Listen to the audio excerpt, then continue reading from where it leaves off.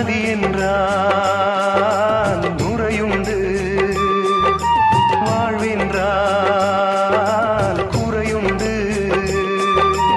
ஐப்பசி வந்தால் அடைமழை காலம், சிலராயுள் முழுதும் ஐப்பசி மாதம். கடவுளும் நீயும் ஒரு தாய் பிள்ளை, இருவரும் தனிமரம் தானே. அவனுக்கும் உனக்கும் அன்னை இல்லை, அதனால் ஓரினம் தானே.